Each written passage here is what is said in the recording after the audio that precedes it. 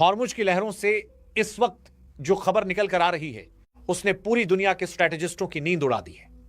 समंदर के बीचों बीच एक ऐसी बिसात बिछ चुकी है जहां एक छोटी सी चिंगारी बड़े वैश्विक संकट का कारण बन सकती है। लेकिन इन बदलते हालातों के बीच सबसे बड़ा झटका भारत को लगा है। खबर है कि भारत के 3 विशालकाय जहाज जो अपनी मंजिल की ओर बढ़ रहे थे, उन्हें अंतरराष्ट्रीय बंदरगाहों पर घेर लिया गया है। जी हां, दिल्ली से लेकर तेल अवीव तक हलचल मच गई है, क्योंकि इटली के कगलियारी और जियोया ताउरो बंदरगाहों पर भारतीय जहाजों को एक खास घेरे में ले लिया गया है। लेकिन सस्पेंस इस बात का नहीं है कि जहाज रोके गए हैं। सस्पेंस इस बात का है कि उन जहाजों के अंदर आखिर ऐसा क्या सामान छिपा था जिसे इजराइल भेजा जा रहा था। सोचिए, जो ईरान अब तक भारत को अपना करीबी दोस्त समझकर हॉर्मुज से रास्ता दे रहा था, जब उसे यह मालूम हुआ कि भारत पर्दे के पीछे इजराइल को ऐसी चीजें मुहैया करा रहा है जिनका इस्तेमाल उसी के खिलाफ हो सकता है, तो उसका गुस्सा 7वें आसमान पर पहुंच गया। और इसी गुस्से का नतीजा है कि भारत का सबसे बड़ा रणनीतिक किला चाबहार पोर्ट अब खतरे में है। ईरान ने साफ संकेत दिए हैं कि अगर भारत इजराइल की मदद करेगा तो चाबहार का दरवाजा भारत के लिए हमेशा के लिए बंद हो जाएगा। क्या यह भारत की विदेश नीति की सबसे बड़ी अग्नि परीक्षा होने वाली है? क्या इजराइल का साथ देने की कीमत हमें चाबहार खोकर चुकानी पड़ेगी? इटली की प्रधानमंत्री मेलोनी के बारे में कहा जाता है कि वे प्रधानमंत्री मोदी के अच्छी दोस्त हैं, लेकिन इसके बावजूद वहां हमारे जहाजों को रोका गया है, तो निश्चित ही उन्हें कुछ बड़ा मिला है। लेकिन सबसे बड़ा सवाल यह है कि इतनी गुप्त जानकारी इटली से ईरान तक किसने पहुंचाई? कहीं इस सब के पीछे पाकिस्तान तो नहीं है? दिल थाम कर बैठिए, क्योंकि आज की ये रिपोर्ट उस सच से पर्दा उठाएगी जिसे जानने के बाद आपके पैरों तले जमीन खिसक जाएगी।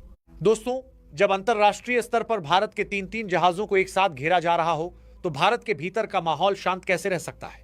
पिछले 24 घंटों में भारत की तीनों सेनाओं के प्रमुखों ने जो कदम उठाए हैं, वे किसी सामान्य रूटीन का हिस्सा नहीं लगते।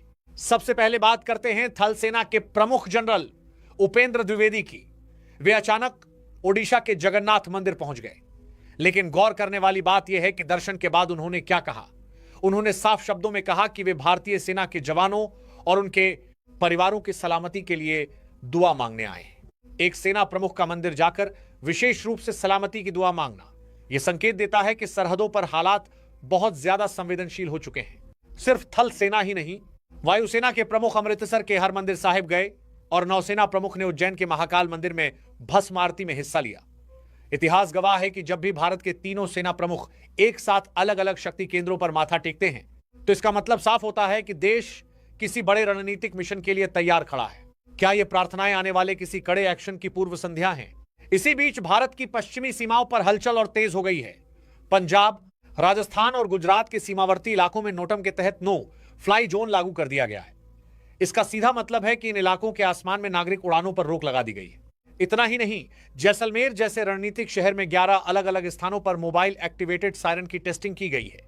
ये वही सायरन है जो किसी भी बाहरी खतरे या हवाई हमले की स्थिति में नागरिकों को आगाह करने के लिए बजाए जाते हैं। आखिर अचानक इतनी तैयारी क्यों? क्या भारत को किसी गुप्त सूचना के जरिए बड़े खतरे की खबर मिल चुकी है? दिल्ली के साउथ ब्लॉक में भी सन्नाटा छाया हुआ है, लेकिन बैठकों का सिलसिला जारी है। रक्षा मंत्री राजनाथ सिंह और राष्ट्रीय सुरक्षा सलाहकार अजीत डोभाल के बीच लंबी गुप्त बैठकें हुई। यह एक हाई पावर कमेटी की मीटिंग थी, जिसमें सेना के वरिष्ठ अधिकारी भी शामिल थे। उधमपुर में नॉर्दर्न कमांड के प्रमुख का ताजा बयान इस स्थिति को और स्पष्ट करता है। उन्होंने कहा कि आज के दौर में जीत उसी की होती है जिसका जमीन और तकनीक पर पूरा नियंत्रण हो।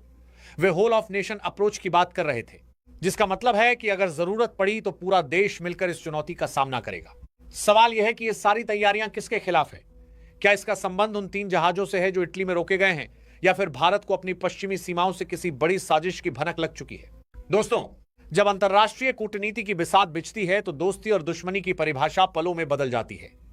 अब तक की रिपोर्ट में हमने देखा कि भारत के 3 जहाज इटली में रोके गए हैं, लेकिन असली तूफान यूरोप के बंदरगाहों पर नहीं, बल्कि पश्चिम एशिया के उस देश में उठा है जिसे भारत अपना पुराना दोस्त मानता था, यानी ईरान। जरा गौर कीजिए, कुछ समय पहले ईरान के शीर्ष नेतृत्व ने